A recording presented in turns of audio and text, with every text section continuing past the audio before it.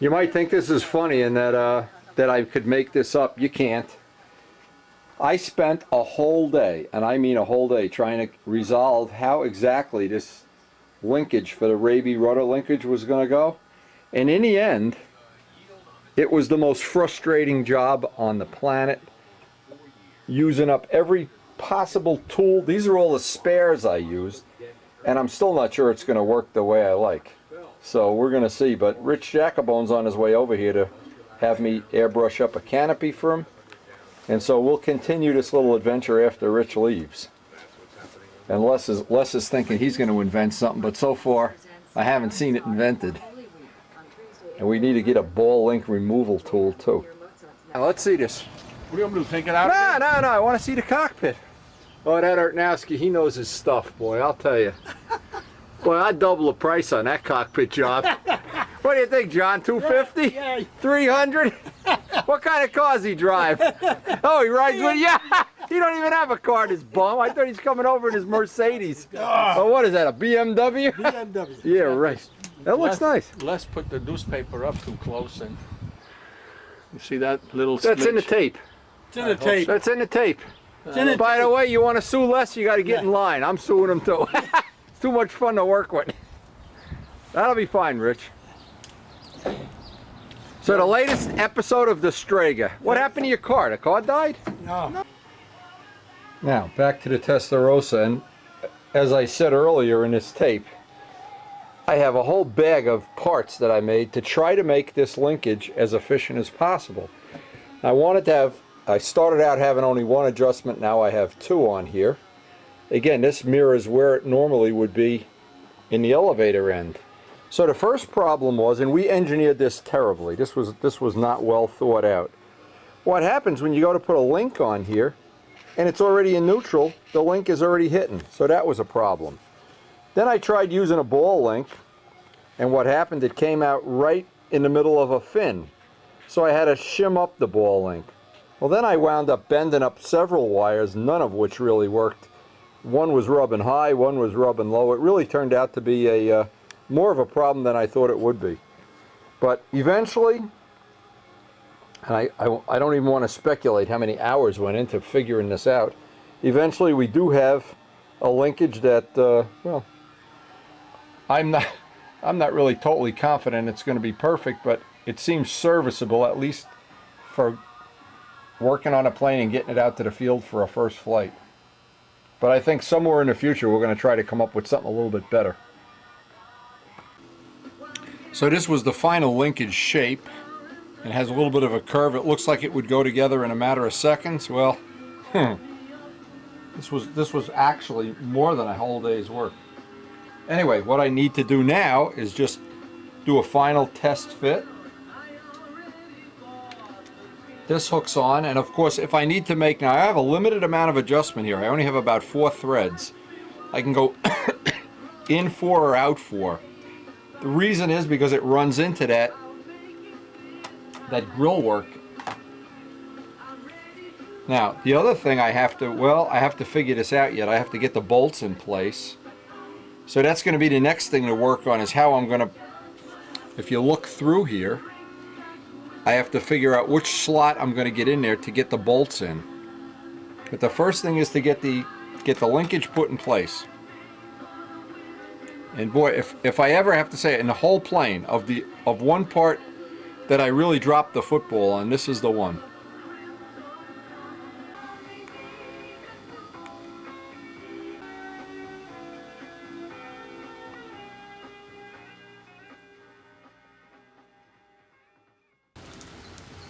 Well, this was supposed to be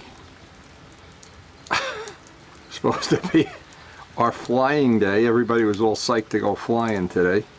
Well, that ain't happening, so I guess this choice too is to get some work done on the Testarossa. Now I'm glad we got all that time on the other motor, because we want to start fitting it into the Testarossa today. And if I didn't have that time on it, I'd be a little hesitant, or I'd be just thinking I got to take it out and put it in one of the other planes again for some run time. But as long as we got a rainy day, we'll use it to our advantage. And after wrestling with that Rudder linkage, I think we finally got something we can live with. I'm not sure it's going to be perfect, but it's certainly, at this point in time, I'm just glad I got it working, and Les put his input into it, and we really toughed it out. That really wasn't an easy thing to figure out to get it the way we wanted to. So anyway, that's on the back burner. We got to get all the hardware out of Miss Ashley now, and they'll be ready to start fitting this in. Now I really feel good about getting all the runtime on this, and it's time to just pull it apart and start fitting everything up, because if we didn't have that runtime, I just wouldn't feel as you know, as confident, I guess, that this is going to be easy to tune. And we have all of Richard's parts coming soon, some of his parts he's been tuning. So we want to always give it a fair shot, his latest stuff against our latest stuff. And of course the answer is we want to have both setups with us at all times. Now another critical piece of information we want is, before we put this away, I want to put the spinner and the belly pan on here and record where it was the latest, what is the CG that we've been using as this has evolved. We've moved it around a lot, and I want to check my notes and make sure I have the latest CG, because if I put this back, remember we've had different motors, different pipes, it's moved around, and I want to record the vertical CG, high or low, and I want to record the front to back CG, because that's information that we're going to ultimately, since the wings are very similar, not exactly but very similar, we want to be within a few percentage points when we do the Testarossa. And what we try to do is build on the information we have from a plane that basically has 5 years of service on it, and I think has proven to be a good quality plane. So we want to know pretty much where we were the most comfortable balancing it. Now again, remember, we did move the CG forward because we had the heavier motor and we extended the elevators, but the Testarossa already has the bigger elevators, so it would stand to reason we want to start with the forward CG location so that we can pick up and make the two planes as similar as possible. And that's an advantage too when we're going to fly. We're pretty much going to fly both planes all summer. I want to be able to switch from plane to plane without having some radical or as little difference as possible.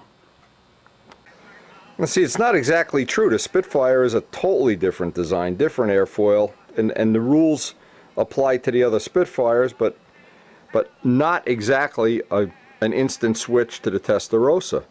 The things we did with the bombers from the B-25, all the information in the database we put right into the A-26, which went into the Tiger Cat and made that just a little bit easier to trim than it normally would be. But keeping a database, and a single most important thing to know when you have a new ship and a ship that you're real comfortable with and is similar, is where does it balance top to bottom, but most important, where does it balance front to back.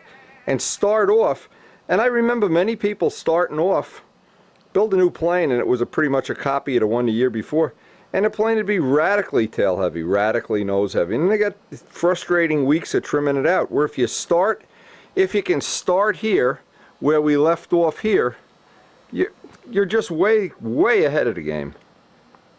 And I'd like to take advantage of that in every way I can. I really want to use this, like in the business world they say, building on the shoulders of giants. Build on the shoulders of Spitfires. I'll build on the shoulders of Rich Oliver, even better. Anyway, we have quite a database, and we hopefully will get this very close very early on, and that of course is the goal of all bench trimming. We're going to make a dedicated video of just the bench trimming of this plane, because it's a pretty intensive thing, and it really saves us weekends and weekends of screwing around at the field if we get it right on the bench. And that would be the same for any plane.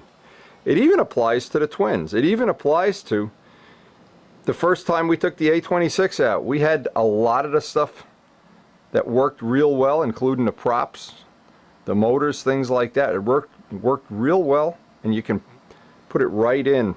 Now another thing is, I've gotten enough time on this motor to have a little bit of a feeling for what its characteristics are and where the tank shim is. So that's going to, again, building on last year's program, always a good idea, especially since we have a rainy day.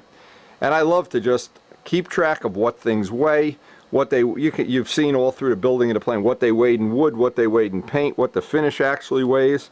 I love to, and Noel Drindak is even more intense about it than I am, but I love to know what things weigh and the trim that after many, many seasons of flying, where the trim wound up. For instance, one of the things I can do on Miss Ashley, it's very easy to do in fact, I can hang it upside down where the rudder is touching the table and just hold one of the prop blades when it's not on compression, put a gram scale under the wingtip, and it'll tell me how much real asymmetry of weight is in this tip. Now a lot of people put an ounce of tip weight in a plane and think, oh, I've got an ounce of tip weight, when the asymmetry, the difference in the weight of the wing, isn't figured in there, and the asymmetry might be 1.5 ounces or 2 ounces. So we know we want to know the real asymmetry when we go down to do the bench trimming. And I think I've been preparing for this bench trimming video for a while, trying to think how I could make it as useful to other people as possible, and that information would be something you could put in a bank, would be valuable, would be useful. And this has given me a perfect opportunity because this plane and this plane are so similar. So it gives me the opportunity, and most people that would build an Impact or an SV11 or a Cardinal or whatever, most people in this event build a plane and then build another one and then build another one. They fine-tune it for competitive reasons. But, well, they could use that information even more than I can. I mean, I'm doing it, but I'm doing it in a kind of a watered-down way, but it's still valuable. In fact, when we built the wing, we know the asymmetry in this wing is about 1/2 ounce. That tip is about 1/2 ounce heavier than this tip, if you balance it right in the middle.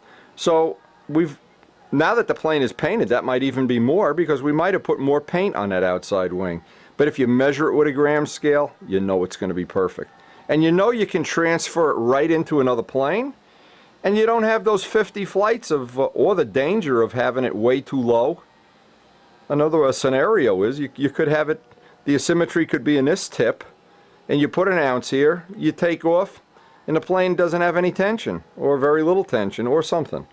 And especially bad on an asymmetrical plane where one wing is bigger than the other, then it really gets complicated. But anyway, just some thoughts for today. Brian Manow is supposed to come over and take my van. He's going to get it ready for Texas, get the tune-up done, and put wires and plugs and everything in it. So while he's doing that, and it's raining and the van is empty, I'm going to try to get some of the powertrain out of Miss Ashley and start with the nose, what I call the nose. And then this would be the tank, the engine and header, the spinner, and maybe even get some time today to do the tank venting. And that has to take into account that we're going to be using 3 different tanks in here. 3 totally different tanks. So it's going to get complicated, and it's something I'm glad I'm starting early in the morning. And just like anything else, having that good cup of coffee, especially on a rainy day, coffee. I know everybody likes the way I talk.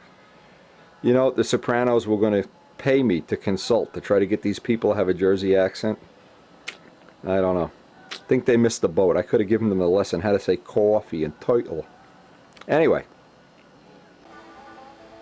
I looked through my collection of tail wheels, brass tail wheels, steel.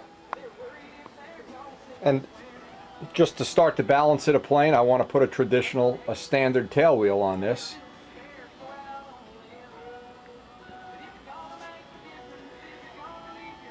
And I wanted to get that on there because very soon we're going to make up the landing gear, and I want to flip it over and start fitting up the powertrain, the tank, maybe even get the stingers made up today.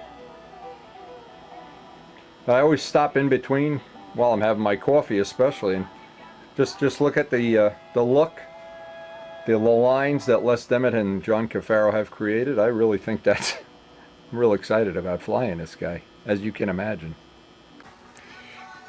Now we designed, or I should say Les designed this to take several different tanks. That was the whole idea of this. Now we don't have the tank from Richard yet, the real tank with the plumbing, but this is one that's supposed to fit in there. Obviously that does. I'm not going to even force it. We got to get the one that has the plumbing on it next. He set it up to fit this one too, if I remember right. And that one fits in there too. These are 8-ounce tanks. No, because we always had the restriction with the other tanks. Now what I made up, and it's part of the Testarossa thing, I made this tank with 2 little hoppers. let me just see, and I think it's 6.2. 6.2 comes out to 7 ounces. This would be 7.5 when I counted this, and that's just a rough estimate. And I got the same tank without the hoppers. And these, we know where the shim is for this tank. It's not a hard thing to figure out. Now, whenever we put these tanks in, you'd like to have, on this type of a tank, and this is probably the one we'll start flying it with, because we don't have Richard's tank yet, you'd like to, if you have variance this way, if you have a wide fuselage, you'd like this corner to be out in the corner. That tends to give you a nice clean shut-off, and use up the last drop or so of fuel. So we can make some foam or balsa shims to do that, of course. Now I also have to take into account another small item here. I can see this is a little bit of, I have to, because we have the mounts hogged out, so I have to put a little bit of a shim in the back if I'm going to use this tank. That's the first thing I got to deal with. But it's always important, if we're going to start with this tank. Now this is just a little bit, this is about 7 ounces. This should get us almost everything we need. But it's nice to know if we need that extra little bit, we have it. Now the problem is, these tanks, these plastic tanks, and we weighed every one of them. And we have Joe Adamusco's tank, I forgot. These now this is much bigger. It's the same length and height, except it's wider by a bit. And if we have to, this is going to be the big kahuna for this plane. If all else fails, even for an 8-ounce tank, that drops right in there. So we got a lot of choices. And this is one of the things we really wanted to have with this plane is choices. So these two are going to go into the spare box right now. And I'll start with this one. I'll just try to lay this out if I possibly can, how I want to have this. And I've got to, of course, I've cleaned it already, and it's got the history on it. I just need to make a little shim in the back, and I think this will be a drop-in fit. It should be very easy. And then I need to make a shim. Now remember, these tanks, for everybody that's using them, of which we've sold hundreds of these, you have to support all the weight on these edges. You can't put a shim in the middle. You need to just make the shims that you're going to use right on both edges. Whether you make them out of balsa or plywood or what. Now the nice thing about this tank is almost 7 ounces, and the nice thing about it is it's only 20 grams. So it's almost 2 ounces lighter than the heavier of the tank. But if we need nose weight, that's of course going to be a way of trimming a plane. Same thing with the spinners, the props, any of the nose weight issue things. Now I know I'm going to have to, one of the downsides is I'm going to have to take the needle valve out every time I put the engine in and out, so I may as well take it out right now. But now I've already got a rough setting where this is going to run on that exact same tank. So I'm out, by having all those runs on a motor, I'm a little bit ahead on it. Now everything that happens in here is always a tight fit, so we always have to look around for something that's interfering, something that's rubbing, something that might be a problem. In this case, it looks like the uniflow vent gets real close, so maybe we can work around that. The overflow vent's not going to be a problem. In fact, what I may do, I may add an extra vent to this tank. See how that's going to... What I may want to do is, see now this is just going to give me more choices. I may want to add or take the uniflow vent, and since I don't have to worry about this, I can have it come out the bottom.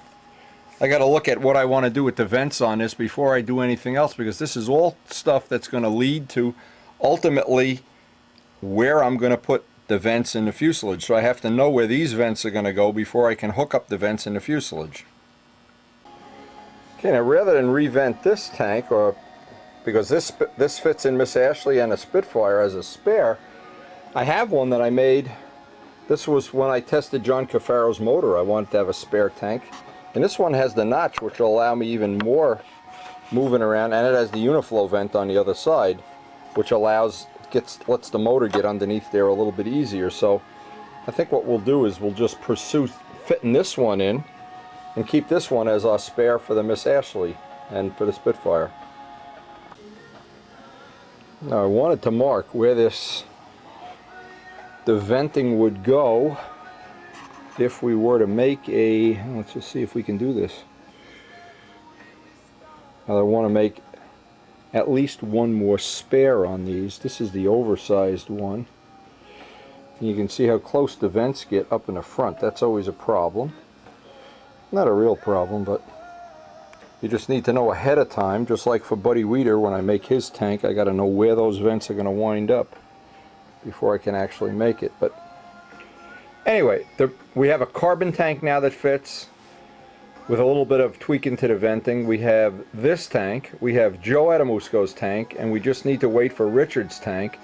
And I want to wait to put the vents in. I was going to put the vents in next, but I really didn't want to commit to the venting and then find out, say, that Richard's tank, it would come out here, or the metal tanks in Joe Adamusco's tank, they're kind of interchangeable, except for the weight. And again, if we need an extra 1.5 ounces, 2 ounces of nose weight, even an ounce, that's a good place to put it. But we don't really know how much the fuel consumption is going to be. And to be able to put Richard's 8-ounce tank in there is going to really give us a lot of options. So the next step on, as far as tanks go, we're just going to wait to get Richard's tank, and that'll probably come tomorrow or the next day. Now, one of the things we've been waiting to figure out, we don't have any stingers in this yet. I marked where these holes would go. We want to make one pipe with a stinger coming out in the traditional place, one pipe with the dual in the back to test it.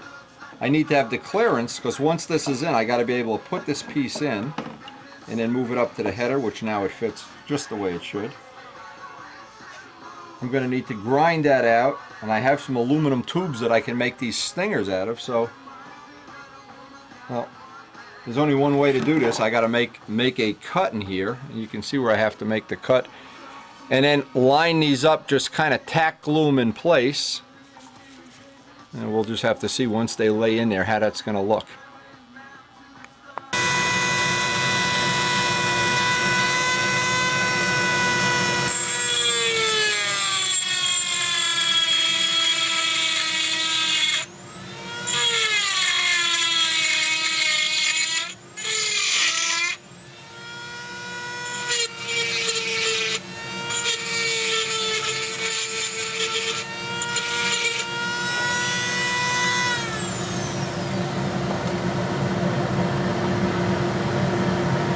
Now we got to get a rough idea how that's going to fit in there.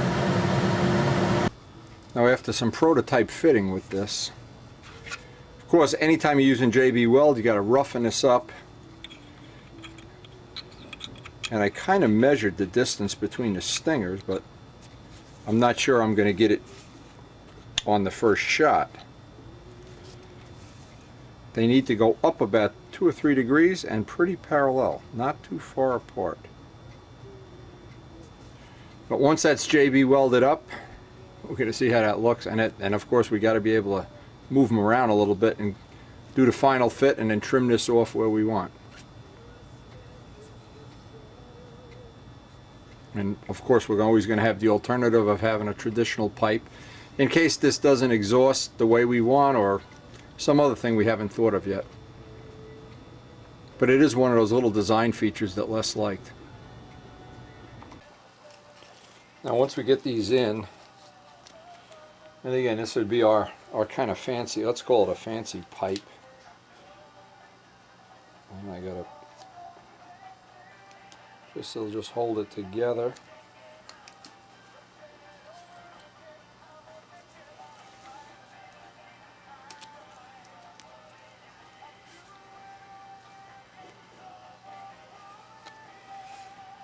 I need to go over to the plane and make sure these aren't too far apart or too close. I want them exiting kind of in the middle of those holes, and I need to have a little bit of an angle up. And when I looked at that before, that looked like about the right angle, and we're going to find out. Now the last part of this is going to be kind of time consuming in the fact that I want to babysit this for the whole time that it's kicking off. I don't want these parts to move, if possible. Everything is if possible here. Now what it allowed me to do is get a real plan going here, because I spoke to Rich. Tank should be here tomorrow or the next day, the latest. That'll let me finalize that and make a decision on events. And that's going to be one of the things we need to do to get this as neat as possible. And then I always have the choice of trimming this off at some location that Les approves of.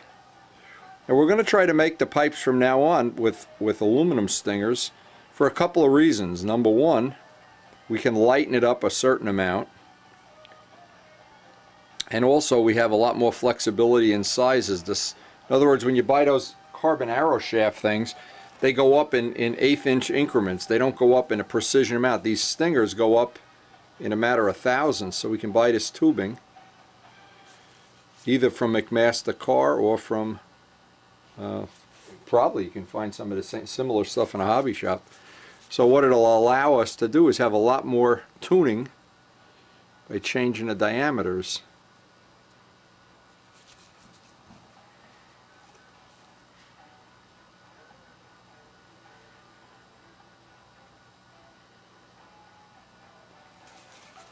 Anyway, now we're going to have to this is the part that takes a little time. We're going to be babysitting this. As soon as this is on its own, I know that's that dimension there. I can take the tape off, make sure it fits the way I want it to. Now, while we're waiting for Richard's tank to come, because we still need to figure out about the venting for that tank. Every year about this time I try to spend one day, one afternoon organizing my stuff, and I'll show you why in about 1 minute here. You'll be very unimpressed.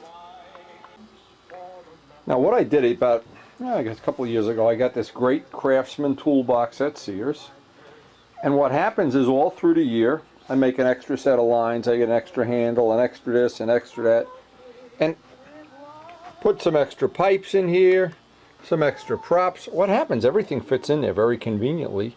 And I got these great little organizers and everything looks so mechanically perfect here. The only problem is by the end of the year, I've got 1,000 things in here that I don't really need. And then when I need something, I go crazy looking for it. So, just an endless supply of stuff. So what I do once a year, dump this whole thing out, the whole shebang out, and reorganize it. And today's that lucky day.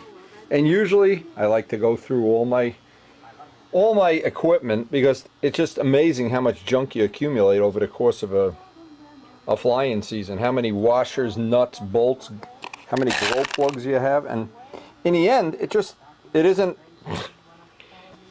doing you a favor. And today is that lucky day. Now I'd always want to have, in my case, a couple of tune pipes to experiment with, a couple of extra props, my extra good luck chicky hat. But the majority of this stuff in here is, I mean, I don't need to really have 10,000 of everything, but the things I do need, and I like to go through, because there are things I need, and like right now I'm looking for a brand new fuel filter. Well, good luck, I know I have 100 used ones and I save all the old ones for cleaning them, but I walked around and I couldn't find a new one. So anyway, beside the point, that's just what happens here. Is I need to do this at least once a year. Today's the day, and I'll be glad when everything's back in that box. I'll be glad when Brian gets here with that truck. We're getting that truck ready for Texas, and I can't wait to find out if it's $1,000 worth of work it needs.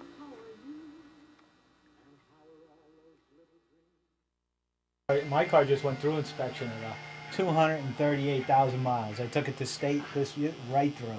Brian's trying to duck the question. The van now is guaranteed to get to Houston and back. If not, he's going to come and pick me up. I'm on tape. There is no guarantee. This tape is going out. There is no guarantee. If my van dies on the way to Houston, are you in big trouble? There is no guarantee. It's like a marriage, huh? What are you going to do?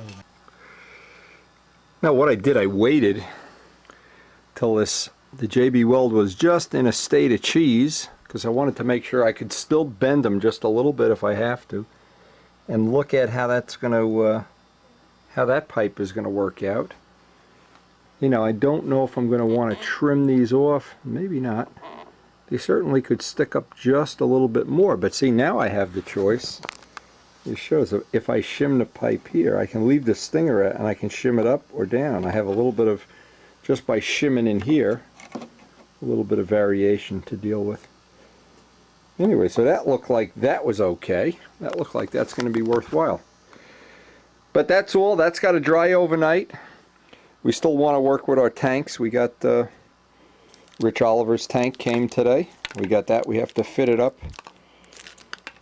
That'll be ready. We got Rich Oliver's big prop. I don't even know where I put it. We got hardware to work with. Oh, we got it over here. Here's the prop Rich sent.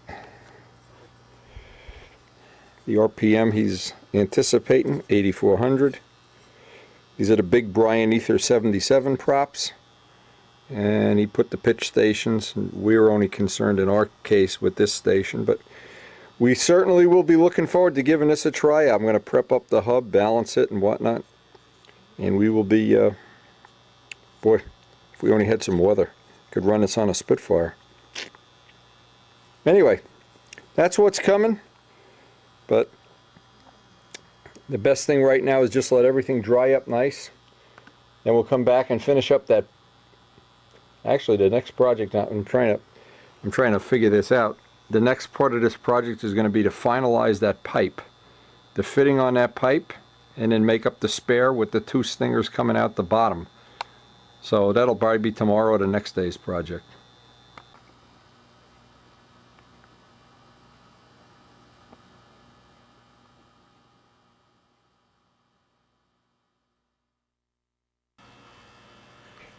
Hey, and in today's mail, check this out. This is what started it all. John Cafaro's sketches and Les Demet's views and visions of everybody. Now these came from John Cafaro, some pretty neat pictures.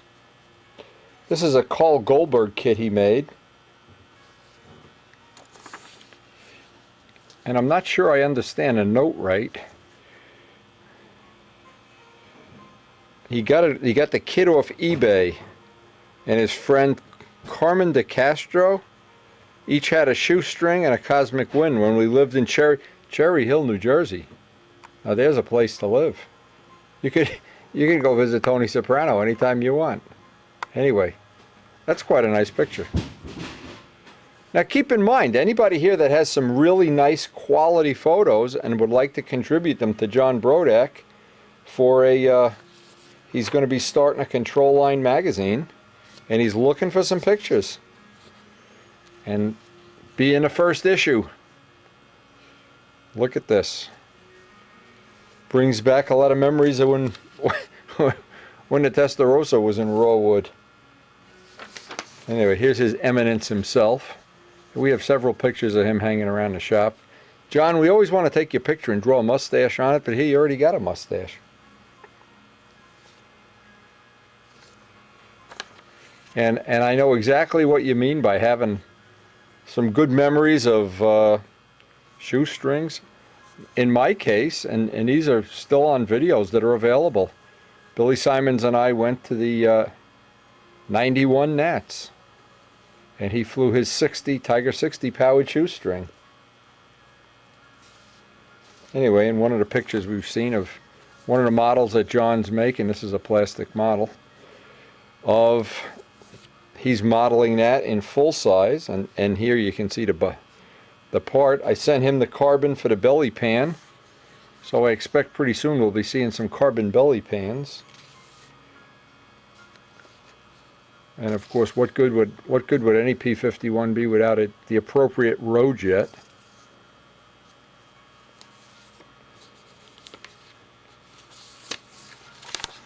Here's some of the parts that he's got made up already. And we've been following this project as he goes along.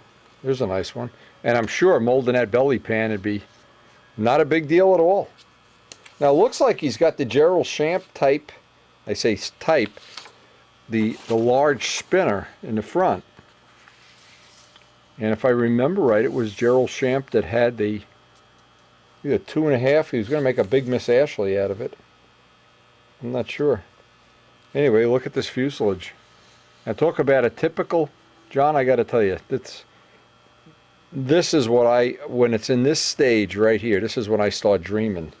And you know when I stop dreaming? Well, I never do. So, we've been dreaming about Miss Ashley for years, dreaming about the Testarossa, John's P51. A lot of cool stuff, and it's only going to get cooler once the flying season gets here. Now, we've been fighting some rain, nasty weather, unpredictable weather, but we really actually shouldn't complain. We got everything done that we wanted to get done, so hard not to be happy. The flying season's going to be here soon. Now this morning, Brian and I anxiously awaited to see if the weather was going to be flyable. And by the time it really got light out and we were ready to go, he called me and said, "It's blowing like a hurricane, so don't even bother coming to the field." But I guess, well, I shouldn't even complain. Give me one more day to go see how my Testarossa parts are coming along. And what I always try to do is use these days efficiently. And in many days, this time of year especially, I get down to the field. It's not even worth flying. But we've gotten to the point, and luckily we used some really good time to get the clear on a plane, right in that gap of weather, and within another gap of weather, got some time on our new motor. So I think what really has happened is we've kind of maximized, even though we've had a short deck of cards here, we've maximized what we could get out of them. This is always one of my favorite pictures. I don't know why. Phil Spillman took this picture, and that always is one of my favorites. I don't know, there's something about that. Now the first thing I want to deal with, I want to check how this pipe dried up. Where's that pipe? So we still got a lot of stuff on our list. This should be dry by now. Now there's a lot of choices here, and I don't know what length. I made them oversized so I can cut this to whatever length I think it should be, and obviously I'll confer with Les on that. That looked like a nice solid joint. JB Weld always seems to, well, we've got a good technique for doing it with the heat gun and everything. But I'm not sure these, kind of looks like the Battleship Missouri here. Anyway, when we're ready to install that, that's going to be, I'll get Les to tell me where he thinks these are going to look good. Also, I thought of another little thing, is I could put a little piece of tubing around these if I want to. In other words, if these are putting too much oil on the bottom of the plane, I could put two little elbows on here, those little rubber elbows, and we have plenty of them from the twins. We use those on a regular basis. But anyway, this will be an interesting test. This will be excellent. I got all the cans. Rich Oliver sent a bunch of cans for making a whole new batch of pipes, and we're going to start that today. Now we made a detail improvement to the way these are made. This is a detail improvement, but I think from this point on, these are going to be superior. And one of the things in the old pipes, we had to put a carbon filler in here, which we don't have to do now. So I'm thinking the pipes are going to be slightly lighter. I'm guaranteeing they're going to be lighter, and they're the lightest in the world so far. And also what's going to happen is some of these, we're going to replace the carbon with aluminum. I bought from McMaster Car some real good quality aluminum. And the thing I have is every diameter within about 20 thousandths, these go up 20 thousandths per, no it's not, it's 18 thousandths. So I can vary this diameter, especially on the twin exhausts, and of course just having choices as opposed to the carbon, which was always 375, gives us a little upgrade in our ability to make these things custom. Now because I've been in the middle of making a bunch of custom tanks for people, I've got to do a Buddy Weeder custom tank. That's the next thing. But I also took out some of the spares that I keep with me, and I wanted to make one more spare for the Testarossa, only because I'm using the tooling. In fact, the tooling's down there on the floor right now with one drying.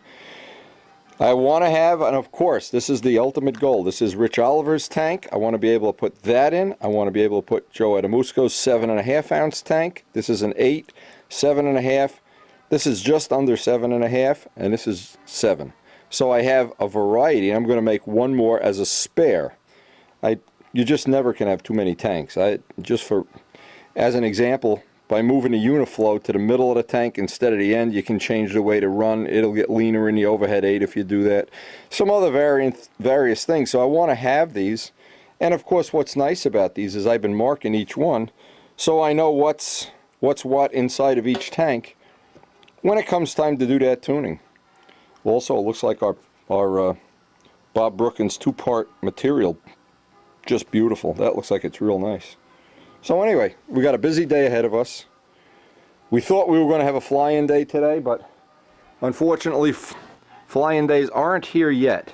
But the Testarosa's here, and we're going to get over there and start fitting up some of the parts that we still need to make for that. And I keep looking at this from various angles and side views just to see, well, from the fly-in angle even, until we get the belly pan and the spats and everything on it. It's really not going to have the whole look that we were looking for. Anyway, now we got a real nice photo selection from Bob Brookins today of some of the cars he's painted. Karen's going to go through them here. Pretty shabby, huh? Well, that's before. That looks like after. Looks like he uses Testarossa red on that. What is that this? Nice color, huh? These are all Bob Brookins' creation. Usually when we're at Brodeck, he has a photo album. And didn't you tell me Elaine does all the upholstery? She does. Look at that truck. That's beautiful. Look at the color. It looks like white, pearl, and red. That looks like some of Elaine's handiwork there. Beautiful. She set up a whole shop in her basement to do this. Oh, look at the doors. Yeah, he's all custom.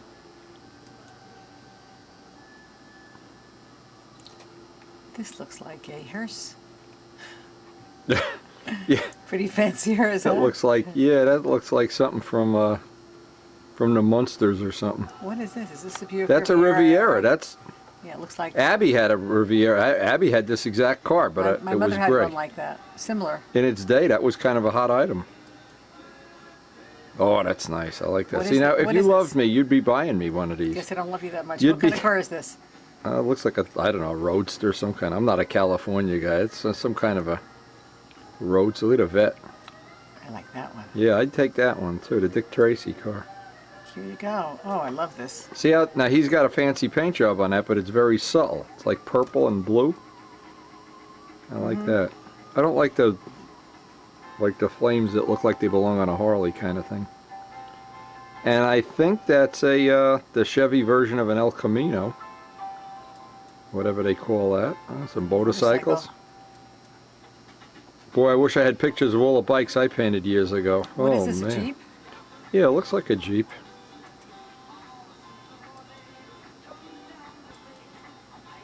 Okay, that could Okay, be we've seen them all, yeah.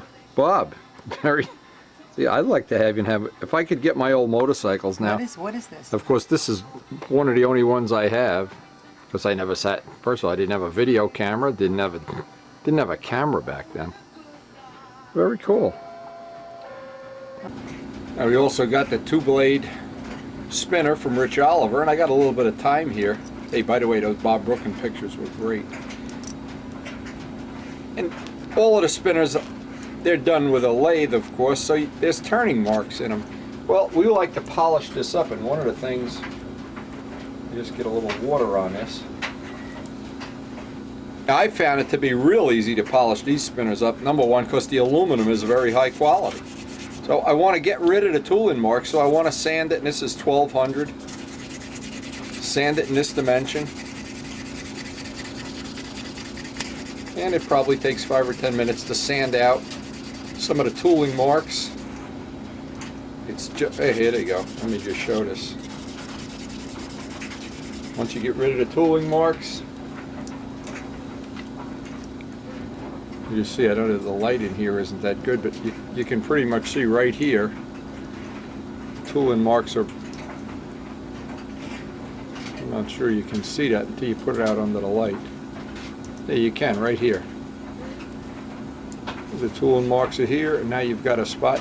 But anyway, it's a 1200 sandpaper. Keep it wet. Once you get all the tooling marks out, and we'll just take this over to the drill press, put a little piece of threaded rod in it. Actually, once we get our lathe running, once our lathe is up and running, we'll be able to polish these puppies up like well, what are they like? Like spinners. Anyway, if you don't sand out the tooling marks, they show up in the polished spinner. So just like sanding out anything else. And these are really a nice quality. And they're made with the back plate of the motor built right on, so you don't have any, there's no joint, nothing to loosen up or go out of round or wear or anything. It's really a well-engineered, like everything Dub and Rich do, well-engineered. Just by chucking it up in our drill press. And by the way, this was a tip from Rich Oliver.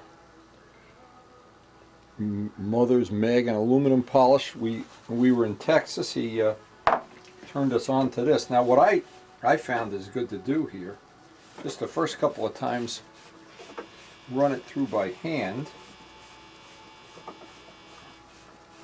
The reason for that is just in case it's not chucked in nice and straight. Yeah, it looks pretty good.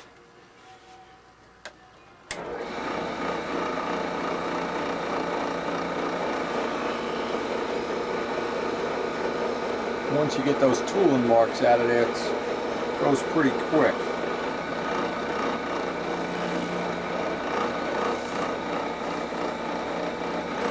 What we're going to wind up with here for the Testarossa is one 2-blade and obviously one 3-blade spinner. We don't have a 4-blade.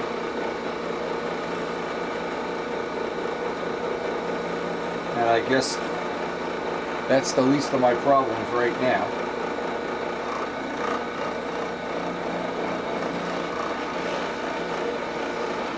Anyway, what I wanted to show is how quickly this can be made really nice. Not far from nice right now. And of course, anytime you polish, always be on a trailing edge where this is pulling your hand. Don't go this way where it's going to knock your hand. Most people that do this do that once. Or if you're not familiar with working with drill press or a lathe or whatever, you don't go on a cut where it's going right into you. Always go on the downhill side. Anyway, that's about all there is to polishing one of these up, making a piece of jewelry out of it.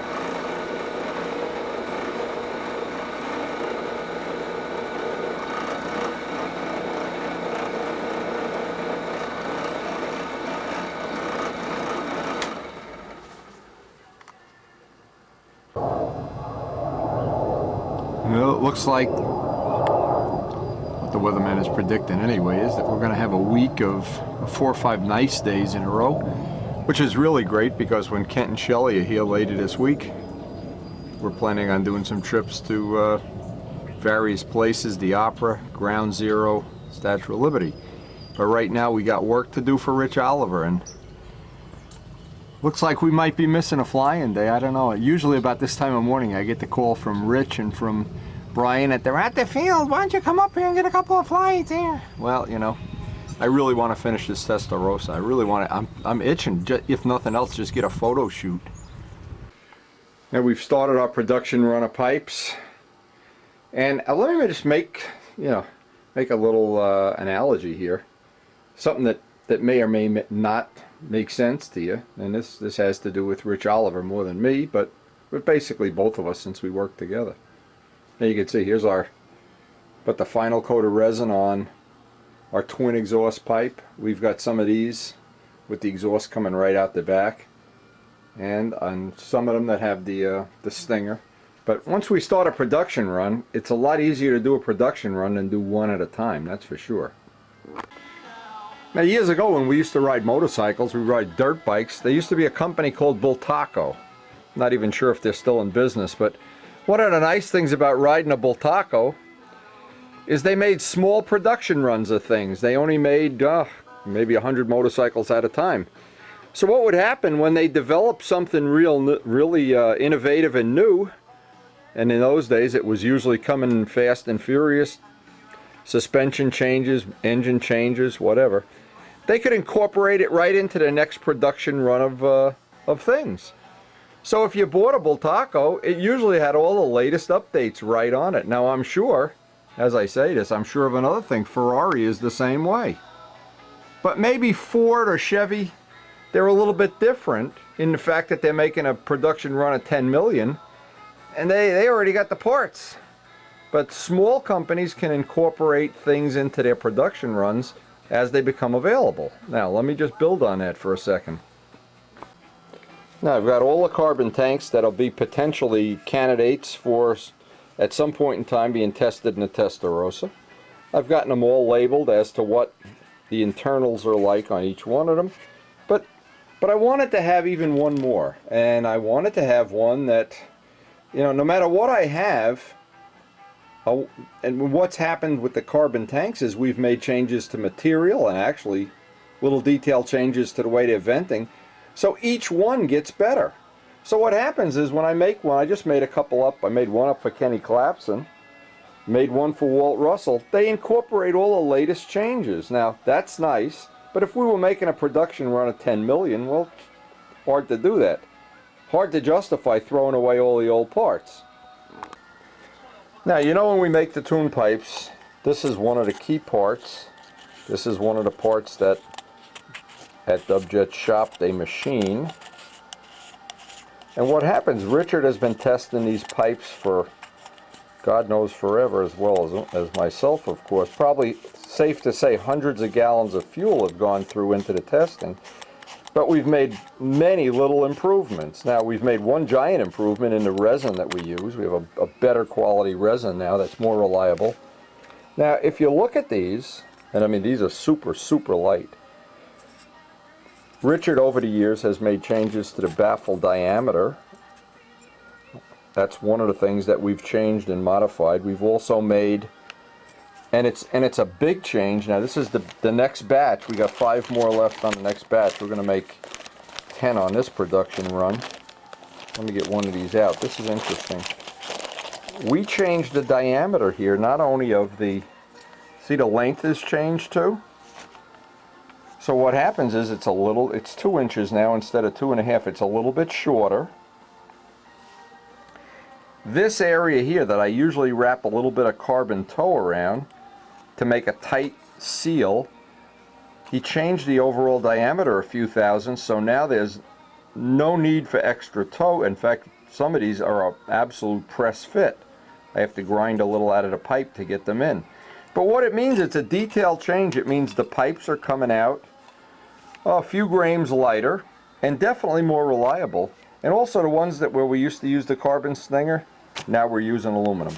So little detail changes, but again, what's nice, it's like the Bultaco motorcycles. It's a thing of, soon as Richard figures something out that's an improvement, or I figure it out, or in some of the other people that contribute to this, soon as they come up with these improvements, we're able to incorporate them right into the next little run of things.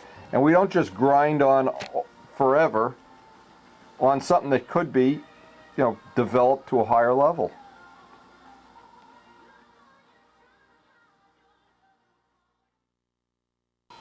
Now it's similar in the props, the latest batch of props that we got from Doran. What happens, Doran originally was making these with his tooling, and let's just call it the original way. And I found a little bit better way for him to pack the molds in the very beginning. And the later batches of props have some toe out here. You can't see it because it's in the middle of the prop, where the toe goes this way. And what it does, it prevents, if you get a split, it prevents the split from walking its way down a prop.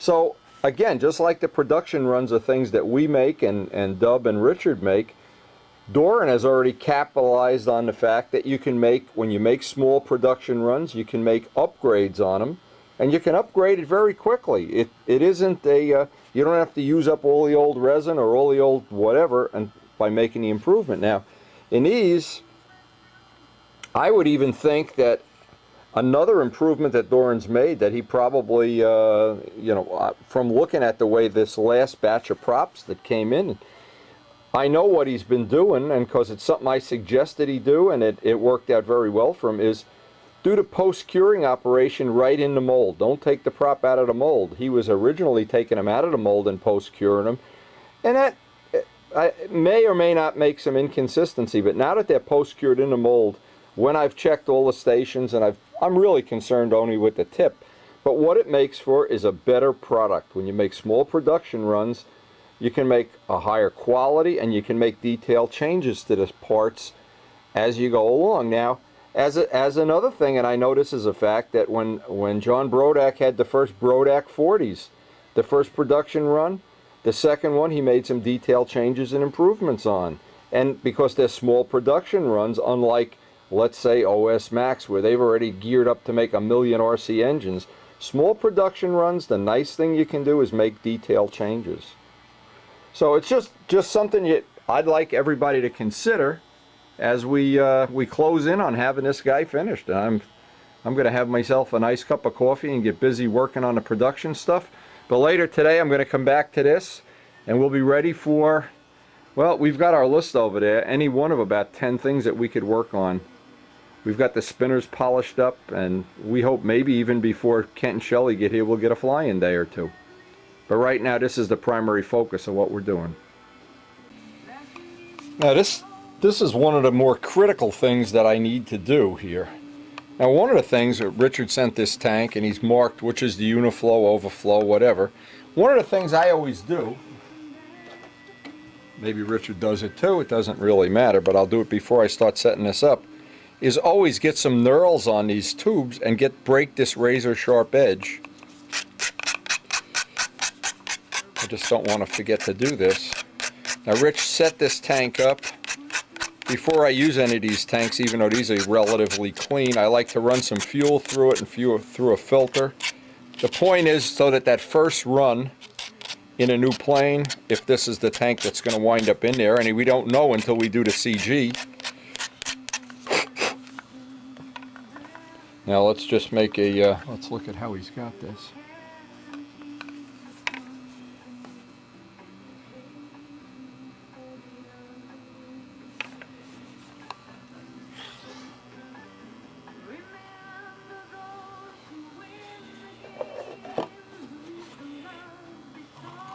I'm sure that tank can go back.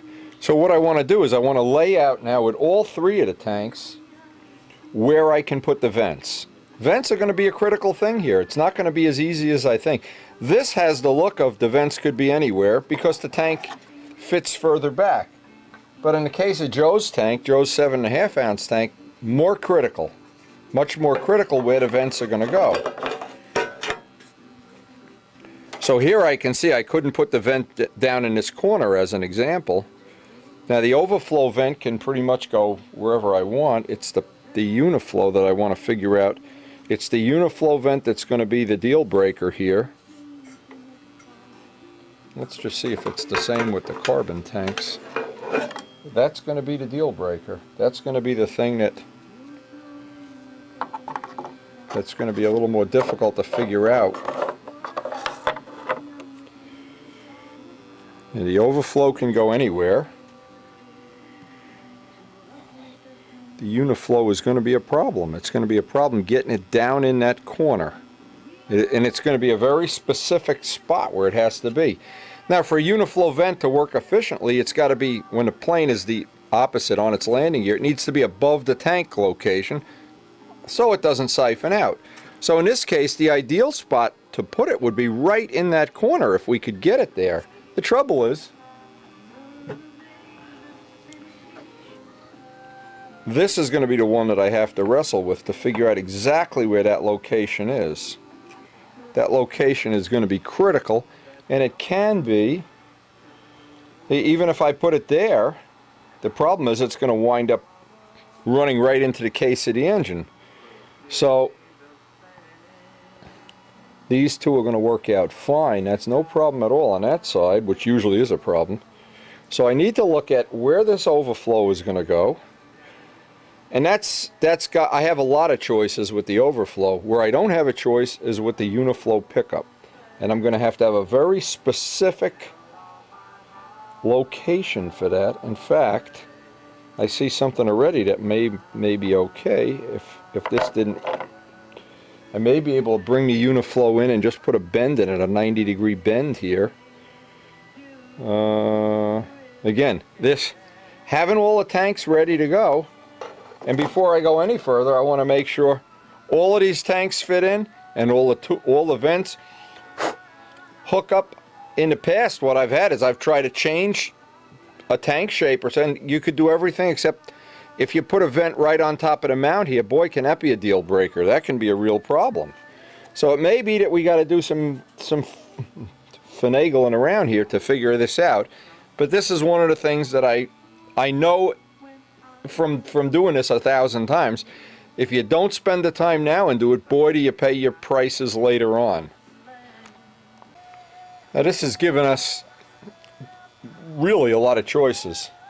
We weighed this tank up with all the hardware in it. It's 52. Joe's is 72. Again, assuming we can fly the plane, mine is 22. Now, so we know we're going to pay about a 1 ounce penalty here in terms of the weight of the tank, but the good news is this tank is 1 ounce bigger than this one. So if we can get by with this amount of fuel, there's no point carrying the extra tank around. And we know if we don't get the run character that we're going to be happy with either one of these tanks, this will be our third choice. Or if this plane needs nose weight, if it turns out we're going to need 2 or 3 ounces or 1 ounce or whatever, well, I'd rather put the ounce and not have it on the propeller spinning and turning and being a problem. So this actually now is part of our trim package for the bench trimming. And we can't really do a whole lot. As an example, we can't even bend the landing gear wires till we get the plane in all assembled and we get an idea so we can put it up on its feet and see where those landing gear are going to wind up. I am trying to so the last thing is going to be to put the final placing of the vents and get them JB welded in place. So this is really the only location that I can get is on the, it fills all the requirements. It must be above the tank, and I need to keep this area clear. Remember, everything gets busy up in the front of this plane in a hurry, and it allows me all of the tanks. So to get the location that I want it to be on the top edge of the mount. Now another thing, when that vent comes through, I'll fill that corner with JB weld, just make a little reinforcement here. But the first thing, this gives me the exact location of where I want to drill a hole. And it's always easier to drill it with a Dremel tool, with one of the pointed burrs. A drill, when it catches here, what it winds up doing, it just tears a chunk of paint out. We'd obviously like not to do that. Now when I get all done, the other vent is going to be up in this area here. I haven't exactly figured out where, but it's the same thing. First thing is to locate it with a pinhole. Now the next thing is going to be to make up the tank vents.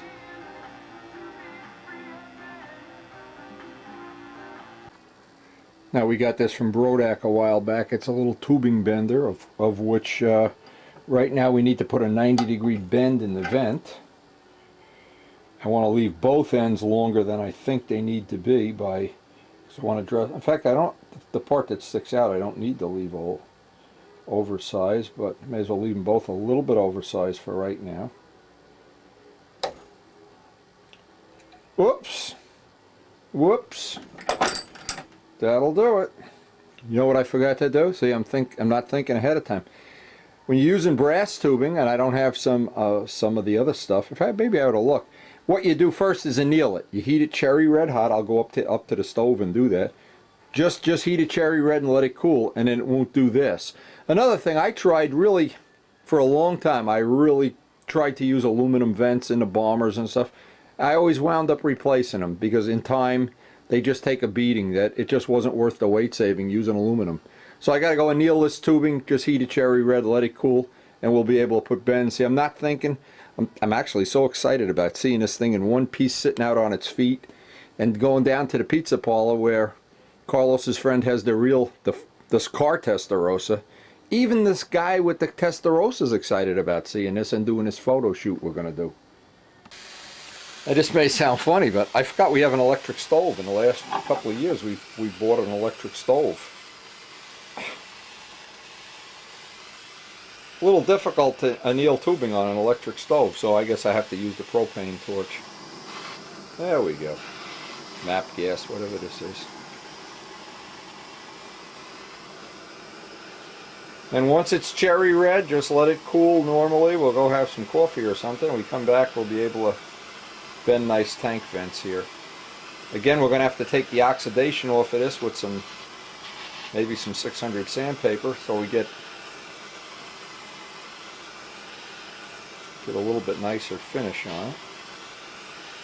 What was funny years ago, and I did this with a plane called a tweener. I thought I'd be really cute, and I wound up taking the tank vents and polishing them with the polishing wheel, and made them like they were brass plated or chrome plated or whatever. Looked really cute. I put the tubing on, hit the fuel pump down, the vent slid right off, and fuel got all over the plane. So always leave a little bit of a rough finish on the vents, I guess. That's the moral of that story. Anyway, the tank venting can really be, and without repeating a funny story, a Big Jim funny story, the first of the pattern masters that I made, I did the venting just like Big Jim had suggested, and got the plane to the field. Of course, stayed up all night because we were in the beginning of the fly. Here we go, cherry red right now. Beginning of the flying season, got out to Flushing Meadows. Everybody's waiting to see the plane fly. They give me the first flight of the day. I go to put fuel in. There was epoxy in the intake vent. I had never checked the venting. And that's part of, well, part of growing up, I guess. Part of the learning curve, especially when all your friends are there laughing at you. That is the meaning of good education. All right, now when this cools, we'll be able to make vents. Yeah, the chrome venting thing, that's a great way to ruin a finish on a brand new plane when you don't think it through. So we try to leave the venting just a little bit not polished. In fact, what I'll do at the very last thing is put some sanding marks on it that way. That is funny, I got to admit. Some of these memories that you have from a lifetime in modeling, the memories that you have, I don't know, I think they're the most priceless of everything. And if you had a life where nothing ever went wrong, where all you ever did is the first plane you built was, you know, like world class or whatever, I think you'd have missed the ride, the adventure of modeling. Now let's see if we're going to be able to, miracle of miracles, bend up some tank vents.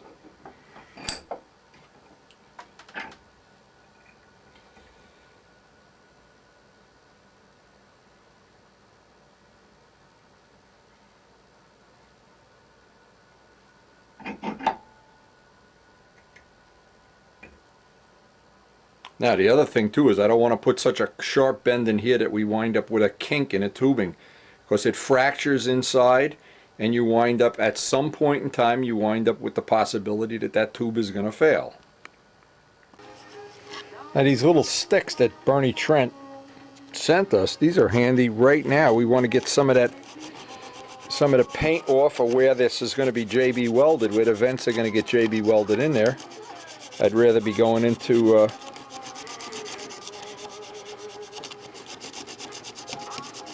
we want to get it off the mounts anyway. Oh, that worked good. Anyway, just one of the handy little tools we've been using, one of many. And we want to get right up in the corner, because that JB weld is going to wind up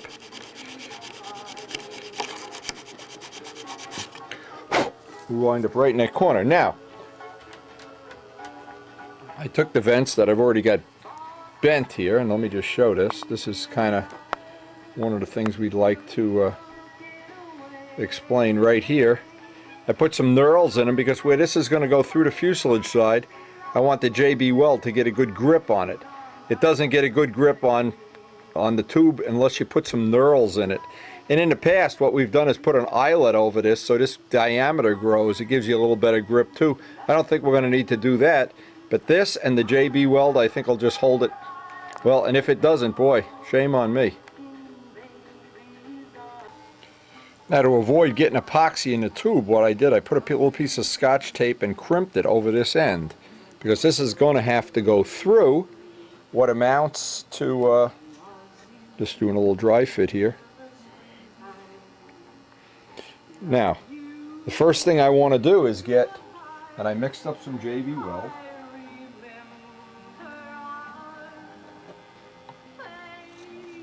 Get it down in that little area, and I'm hoping this is going to be a little reinforcement too.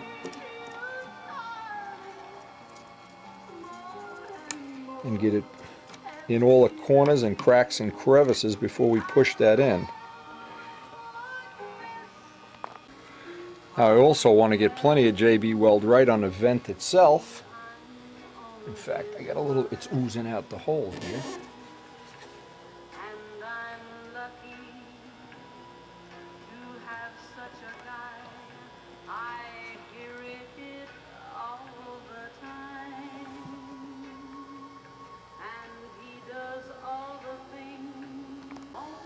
Yeah, I got a little pin holding it here while I get some Q-tips in and just make sure I got a good bond onto that tube. And of course this is going to require some babysitting. I've had the vents where I thought they were a nice press fit. I got it all nice and glued in, and came back an hour later and the vent had dropped down. I had to break it loose and reset it. So I will be babysitting this while this dries.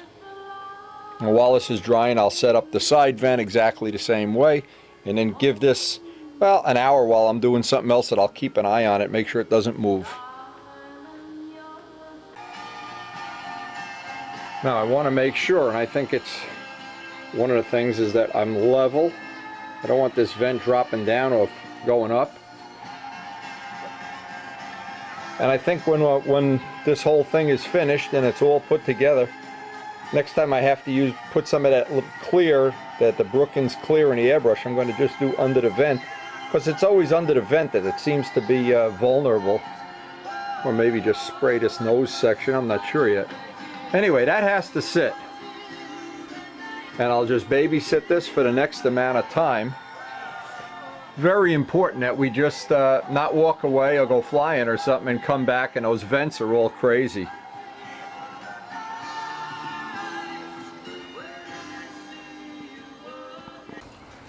Oh my God, what a day it is. Spring is sprung. Boy, oh boy. You can tell the wife is ready to rock here with all this landscaping stuff.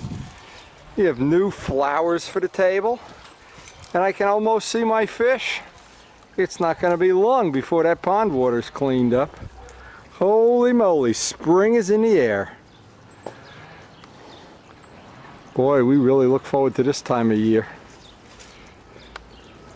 Unbelievable. And this is going to be one of our special little projects. Making a little, that's where Chicky is buried, right under that fountain. And we're going to make a little, some nice flowers and stuff from over there. And of course our illustrious pond getting ready. Won't be long before the fish will be wanting to eat. And the lovely wife ready to plant. Planting is her life. And of course, barbecuing on the grill. It's all this time of year, and it's all coming. Boy, and if we only had the Testarossa finished, how nice it would be. Unfortunately, it's not done yet. We'll come back to the Testarossa tomorrow. Karen has declared it a landscaping day, and there'll be no more working on the Testarossa. Let's get that yard. I'll tell you, I'm torn between the Testarossa and the yard. I'll just have to work harder.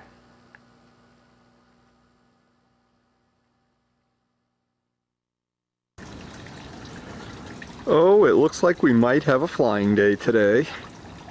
The fish have told me, watch out.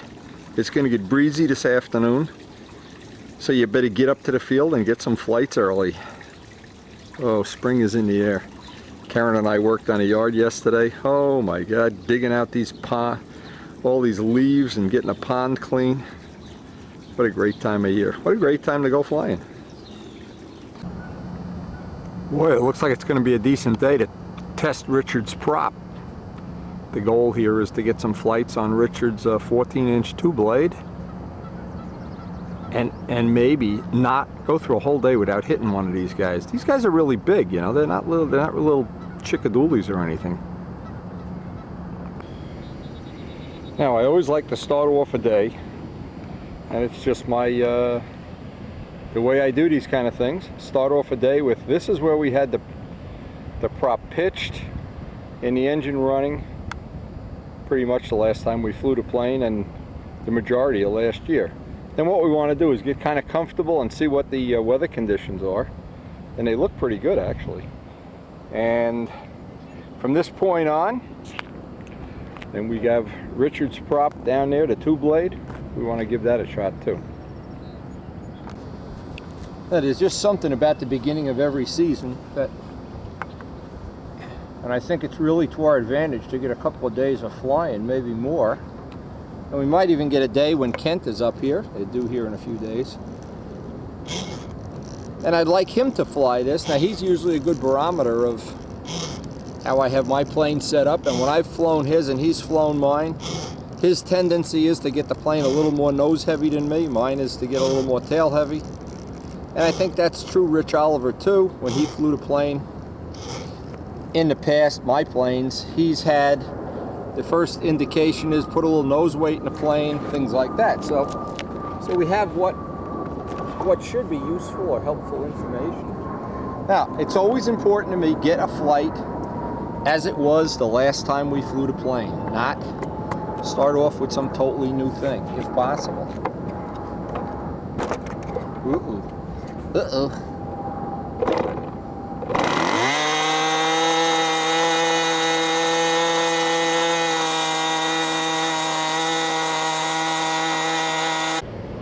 Now, as I'm doing my little testing, keeping track of the air density, and you can see we're at about 97 right now, which is pretty good, I guess.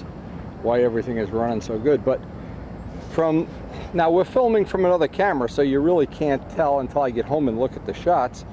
The 3-blade that we had was a little bit slow today.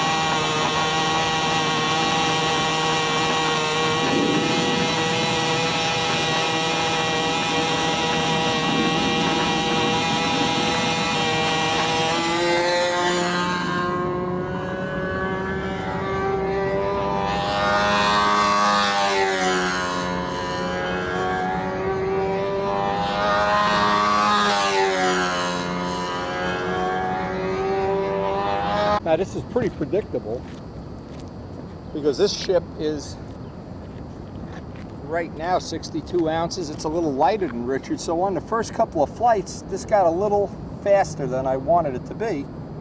But for sure, we started at 8,400. I'm going to try 83 this time. Drop down 100 or 2, maybe even 200 RPM. This prop has a tremendous bite. Boy, that's scary how much bite it has. But the air is kind of punky and dead. It's gotten hot, it's gotten soft. It's time to get into our summer mode. And boy, oh boy, it couldn't come quick enough for me. Anyway, we're going to get a whole day. I'm going to get some flights on this, and then we'll see. When you're shooting with two cameras, I'm going to have to splice the flights in at the end of the tape, or somewhere get it. I'm not sure where. We're going to find out. Now let's get an accurate RPM on this. It runs out of fuel. We know it runs out of fuel because I've got it running almost a full half-turn Richard, and I know I don't have the big pipe. Richard's got the big pipe, 22-inch pipe, so that could be altering this somewhat too. And I've got the old optional worn out battery. Another problem. Okay. Whoa.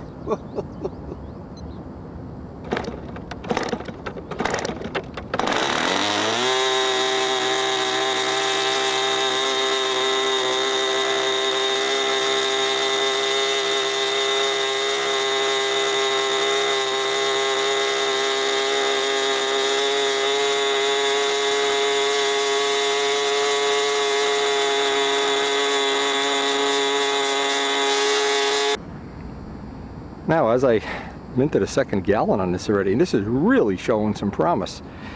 Now, what's happening, you got to keep in mind, what Richard has this prop pitched, and you can see all his pitch stations, for basically a 70 plus a little bit ounce plane. This is a 60 plus ounce plane. This plane has a much thinner wing than the typical planes we fly. This is the thinnest of the wings. And like all elliptical wings, it tends to be really efficient. So what's happened is this prop has just a little bit too much pitch if we were to leave it for this, but because the Testarossa is going to probably be 8-10 ounces heavier, draggier, with that wide fuselage back, I'm inclined to just call Rich when I get back to the shop and say, send me another prop exactly the same. This one is very close. Now what happens is too, from the 3-blade to the 2-blade, this is a lot quieter. I don't have my decibel meter here. I have it back to house. But even from the pilot's point of view, I can hear that it's a whole lot quieter, and we still have a little bit of a motor run. We not as much as we'd like, because I don't want to run out of gas in the, I'd really like to richen it up even more, but what's going to happen, and I guess I'll just leave out all the level laps because I want to fly. And I'm going to burn up another gallon because we're looking at 3 or 4 days. It may not be as nice as today, and we want to spend the next 5 days or so with Kent and Shelley, so I'm just going to burn myself out here. And it's hot enough, believe me. It's hot enough right now that the tests are meaningful. They're not meaningful when it's 40 degrees out, but we're up over 65 on my thermometer. Been out here for about 5 hours too. And actually, this time of year, I'm a little more tired than I normally would be. Normally I'm have a little higher energy level. I've gone through all my coffee, so that's the end of that.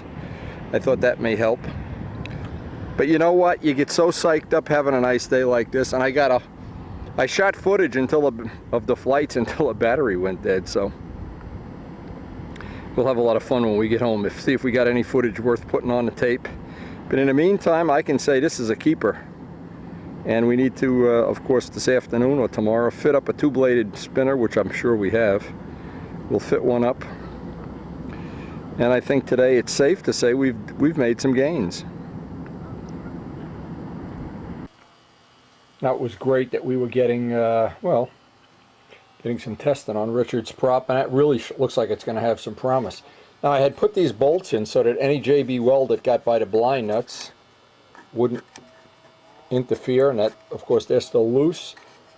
I can take my tape off of the vents now, and I can check that these vents are as solid as can be, and that is important. Boy, when they loosen up, that ruins your whole day. And we're ready to flush the tank and get one of the tanks fit in there. It really is a benefit when you can get some testing done on stuff on an older plane. What we're anticipating here is that once we get this plane set up, we'll have a lot of that pre-testing done. Now it looks like I'm going to blow through these vents, of course, anyway, just to make sure. Anybody that's ever gotten some JB weld down into a blind nut, you know how frustrating it can be to get it out. Put a little bit of oil on the bolts and just leave them in place when you're getting JB weld anywhere around the blind nut, or even CA. Now the next thing is, this is the tank we're going to start with. This is the tank we're going to put in there for the first test flights, or whatever you want to call it. Now, of course, if we find out it needs nose weight, we're going to go with a bigger and bigger tank right off the bat. Now, first thing I'm going to do, fill up the sink, pressure check this. Make sure there's no air bubbles. Usually they're pretty good, but just in case there is, now is the time I want to fix it. Once I know there's no air bubbles in it, the next thing I want to do is run at least half a gallon or so of fuel through, filter it on the way out, and save it. Just so if there's any carbon dust, any dust from the shop, any little shavings from the vents, anything in there, it'll just save me from having to clean the filter and take it all apart. Phew, let me get the phone. I wanted to recheck all the tanks the same way. Just submerge them in water. They're all good, so now we have a choice. When it comes to balancing the plane, we can use the tank that we want to balance it. In fact, haven't talked to Richard about this. I think we're going to start with this, because one of the things that dawned on me is, using these two-bladed props, what's really happened is you really have to run the motor slower and richer, and it definitely uses more fuel. So maybe I'll start with this tank. Again, I've gone back and forth, but I'll always have the option of putting the lighter tank in the nose if I have to. And we have our little gauge for checking this before we tighten the engine down. It looks like we got it right on the money. Actually, this is probably the busiest, and I'll check that again once I tighten this down. I want to snug the bolts down. It's a very tight, busy nose section. There's, everywhere you go to do something, there's minimum amount of room. But I guess that's part of the charm of this whole thing anyway. But it looks like Richard's tank fits right in here, and I'm hoping he's given us the same amount of tank shim that he's using, because I think we'll be able to pull it away from the mounts, in this case about 1/4 of an inch, but we sure can't get any closer to the mounts without cutting the mounts. So let's hope that works out. Other than that, it's just going to be a question of hooking up all the little incidentals in here, and the next thing is going to be to fit up that pipe.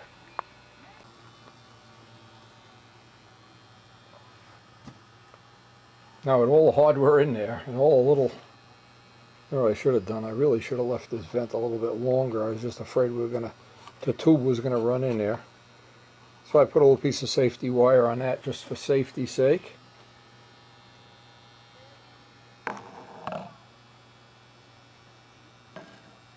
Boy, the spinners are really beautiful. Those Rojet spinners are really nice. Now, next thing is fitting up this pipe. This is going to be a whole nother separate issue. Now, one of the issues here is going to be the pipe you need to be able to get it in and out. I don't want to make it that I have to take the motor in and out or move it or anything. So I had to leave enough clearance here. In fact, I need to leave the coupler. I need to be able to fit this in here and then slide it up in here. In fact, it'd probably be easier in this case, since I don't like to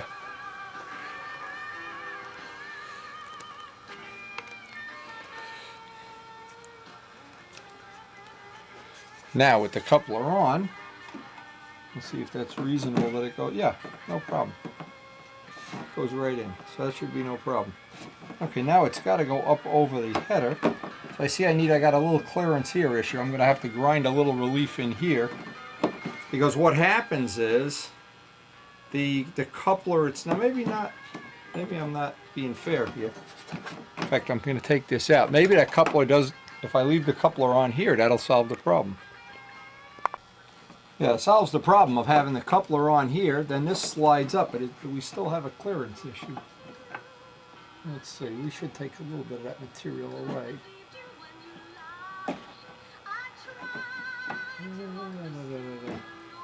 Going to take a little bit of that material away just for safety's sake. Oh, after grinding a little bit of this away, I was tempted for a split second to put some thin CA on that to seal it. And then I realized, oh, that may be instant no take apart plane. So I'm just going to put a coat of Brodak dope on there for now. A couple of coats of Brodak dope. That gives us clearance. Not only that, it gives us some airflow. This is until you actually have the whole thing set up. We want to have some air flowing around the pipe in every dimension too. Now, because we want to use several different pipes in this, I wanted to have this one. I had to trim the stingers back, and I wanted to have, just in case this were to vibrate or rub onto the outlet, I thought the little rubber pieces would act like a little rubber, I don't know what you would call it. Let's put this on and let's just see what that looks like. And just in case there's any movement in that pipe, I don't know if there will be. I'm not sure, that shouldn't come out just a little bit longer. Maybe what I should be doing here is just letting this come out, make these two pieces a little bit longer. When we're going to use that pipe, I'm going to have to get some more of these little rubber things. I think in an ideal world, these should come out maybe a quarter of an inch or so. Again, we're going to have to find out. None of this is permanent anyway, because we need to set up the pipe that's going to run the normal traditional way. Want to have this as one of the options. Want to have the 3 different tanks. Want to have options within options here for tuning purposes.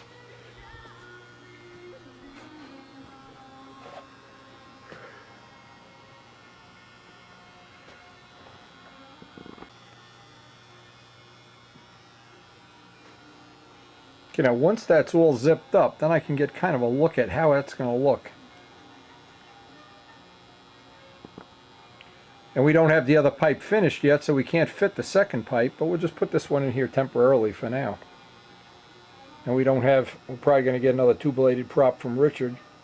Don't have that in here yet, so we'll get as much as we can done. So it looks like before I go any further on this, I need to get 2 of these little rubber extensions. I can pick them up at the hobby shop. Those are not a big deal. I need them to be about about an inch longer before I can use that.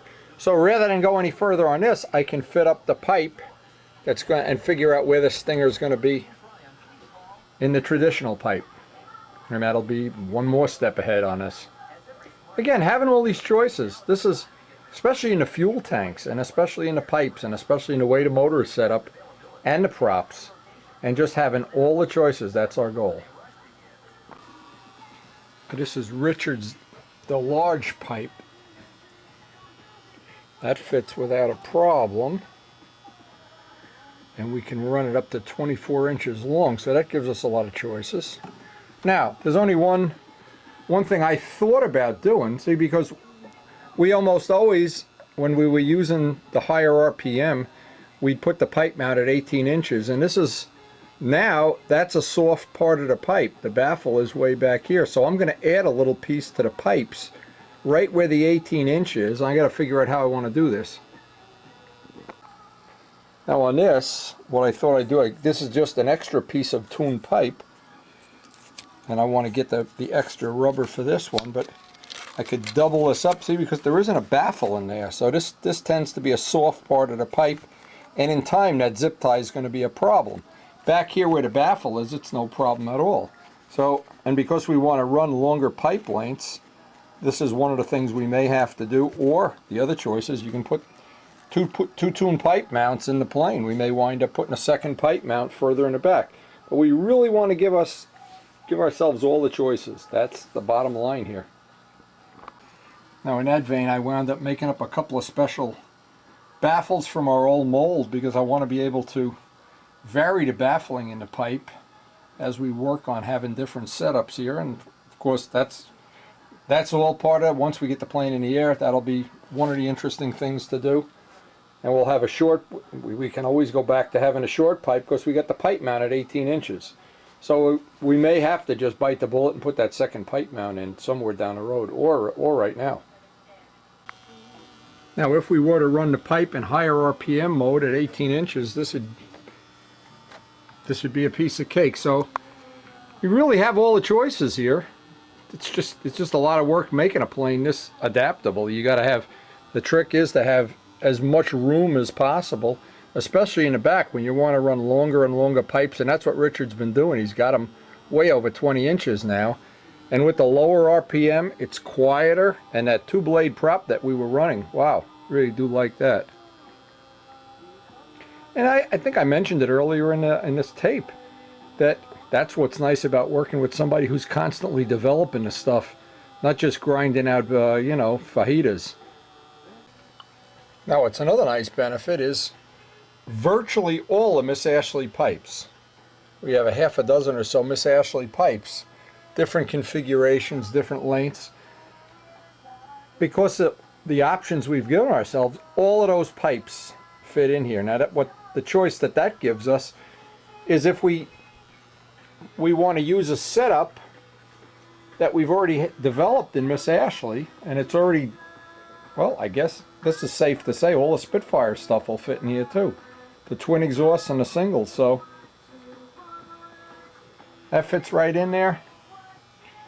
And this is funny, this is one of the oldest pipes I have, and it's been repaired, and but you know what? I guess we're looking at 4 or 5 seasons of flying with these, and not all pipes last that long. So I guess there's a message there. Anyway, this is just one of the good things that we've been able to incorporate into the plane so far. A lot of choices. Boy, it looks like we got another nice day. Maybe bringing Tyser up here is the right idea after all. Anyway, very soon these will become the tree-lined streets of Rutherford. Right now they're almost ready to have their first leaves of the year. It's coming. We're gonna head up, try to get a couple of flights before we start the day's work. And the flowering trees are really out in bloom. Now today it's really blowing up a storm here, and Richard's been telling me that his prop in 15-mile-an-hour wind is just a killer. Well, we want to put it to the test today, but also, as long as I got a 2-blade spinner now, we finally got a 2-blade spinner for the Spitfire, I could give a couple of flights to each one of these props. These are already props we've had some work and time on, and just see, because we're working with this setup now, this kind of low RPM setup, and I know the 14.5 rev up is one of the choices that's worked well in the past. Also Doran's 2-blade, and we have one of the APCs that's worked good. So because we don't have a lot of time here, and I'm not sure we're going to get any flights, but well, it doesn't even matter if we do or we don't. I'll let the camera run anyway. We'll see if we get anything. But so far in every condition except the wind is blowing and the van is blowing away, Richard's 2-blade's proven to be very, very good. In fact, that's probably the prop we're going to start with the Testarossa on, because I like the low RPM, the sound. The sound is very nice too. Anyway, we'll get some flying done today. We'll get some testing done. And we have the whole field to ourselves, basically because the wind is howling. Now, one of the things we didn't take care of here, the spinner, well, we'll fly it anyway. The spinner doesn't fit on the APC prop. We'd have to remove some material either off the spinner or in this case off the prop. But in the past we've actually had some pretty good luck with some of these, but I don't know what I'm what I'm trying to explain here, because this basically is a day you would not be able to fly anyway. So for doing some of this testing and just confirming some of my suspicions and picking a winner of the two blades, I think in that way it'll be a valid test. And when I go home and look at the footage I get, well, we'll see if we can learn anything today. It's really blowing. It's blowing so bad I don't even hear the birds.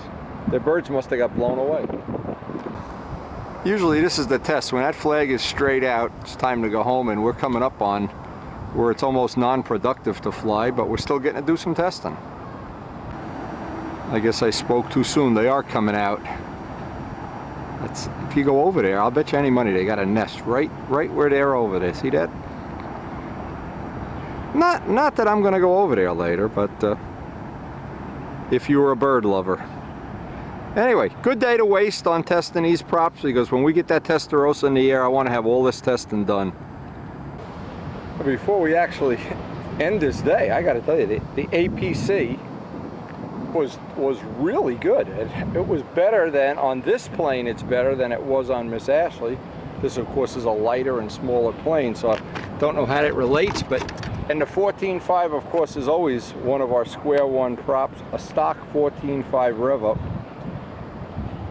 I think the only downside of this APC, and let's see what, it's a 355 by 102, yeah. It's a 14.4W, if I'm reading that right, 14.4W. But anyway, this is a surprisingly good prop for that plane under these conditions. I was very surprised, and a nice thing about APCs, inexpensive. Call them up, 3 days later they're at your house. Give them a credit card number. So that's definitely, if you've got a 77, I'd say the 14.4W is one of the ones you definitely should have in your arsenal. Of course, each plane, of course, is going to be a unique little animal. And never underestimate the 14.5 rev up. And the nice thing is, the wood prop is a lot lighter than this one. So this kind of adds a little nose weight. The wood one, it actually gives me, just like changing the fuel tanks, gives me some variation in trim. Now, there's only been one problem we faced, is, and it's a serious problem, is I've noticed, because we have very little ground clearance on this plane was made for a 12-inch prop. And when we're testing these 14-inch props, the ends from picking up stones at the field are getting all chewed up. So I'm going to head out to the hobby shop and pick up some bigger wheels. I just need to get these. I need at least 2.5-inch wheels, or 2 1/4. These little wheels, they were fine when we were using smaller props, but unfortunately they may have something I can use. Most of my wheels are pretty well worn out.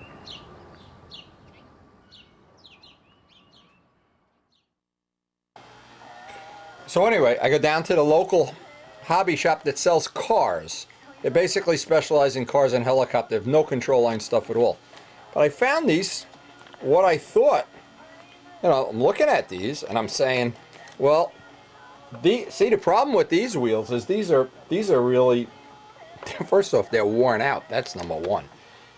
I mean, that's the problem with everything we do, is everything wears out a lot faster than it normally should. But what I thought, these would be just worth having, because number one, they look like Testarossa wheels. And they're made for whatever application, cars, airplanes, or whatever, but they're bigger diameter, and it's going to keep me from killing all my props. Now, I also thought, as long as I'm going to work on this, I thought, I still have the landing gear from the Typhoon. See, what I really should be doing is making a set that's the wires are longer. And what's going to happen is, within the next week or so, we're going to be doing the same exact thing to the Testarossa, so I may as well get in a wire bending mode here, or some kind of mode. But I just thought having these, and obviously they're real light and real thin, so not sure how long they're going to be before they wear out, but it goes without saying, even if the tire came off, this part, you'd land the plane, it wouldn't be a problem. The other thing is, we have very short stubs on the landing gear, so I can't really use, what I wanted to do is just put a set of 2.5-inch wheels on just for this prop testing thing until I can make up wires, because I really want to spend the time on a Testarossa. And with recording all these flights and looking at props and I don't want to get too diverted, but this looks like something we may be able to adapt to the plane. So this is who makes them. I'll have to ask Brodak if he carries these. They're RC accessories. EPW 250 at 2.5, so that'll be good. That'll give us a little extra material. See, the other thing that's wrong with this whole setup, when you had a 12-inch prop, the landing gear were further back and they were a lot stiffer. Now what happens, as you bend them forward, they just get the combination of the wire being too spongy and the wheels being worn out and spongy.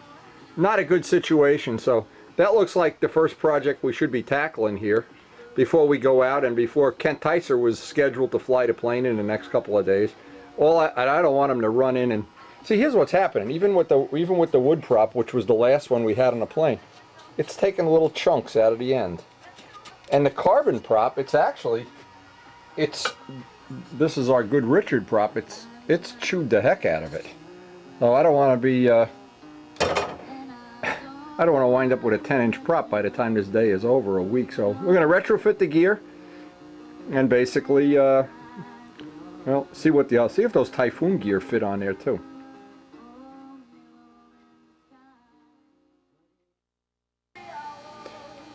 Now, what a shame. These landing gear are so close.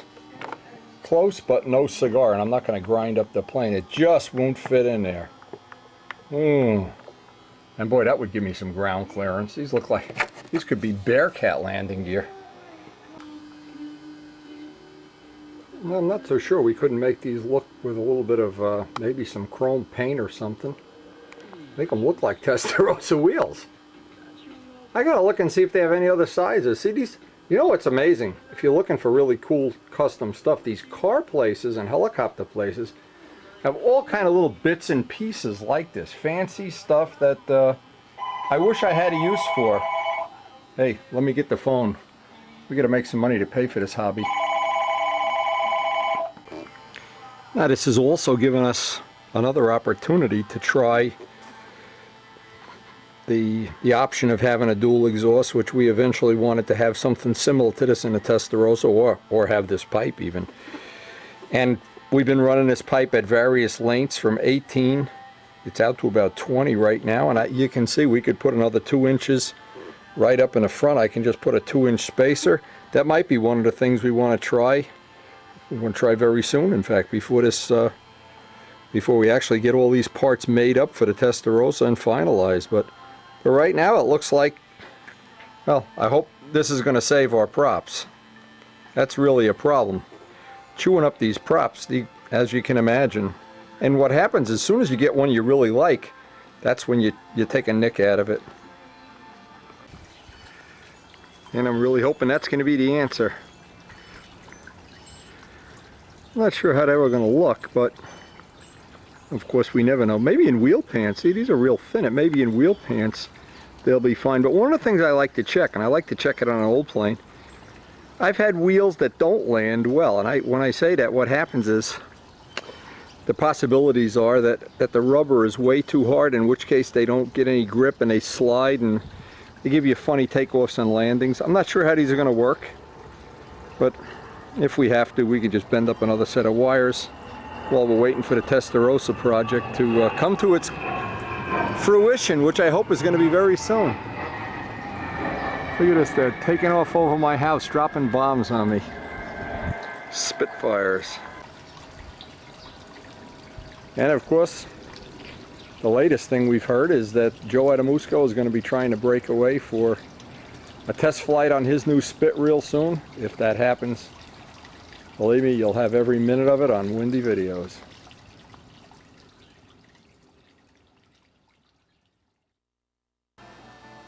And as we come down a home stretch on this, we're going to finish up our exhaust systems.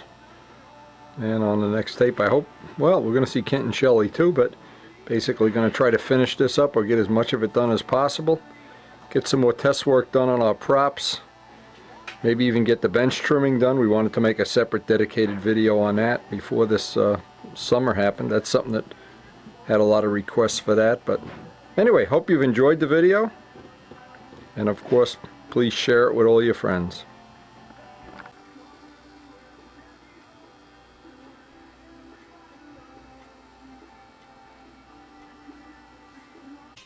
The unlimited gold race was only moments from starting. Would hard-charging Skip Holm be able to hold the engine together on Tsunami? Would the modified Constellation prop on the rare Bear make a difference? Or would Strega finally make this the year of the Mustang? Pilots that would soon be competing with each other for the lead joked on the ramp to relieve the tension. That thing will run. You got the bungees on that prop? He's got bungees stacked on there. When he takes off,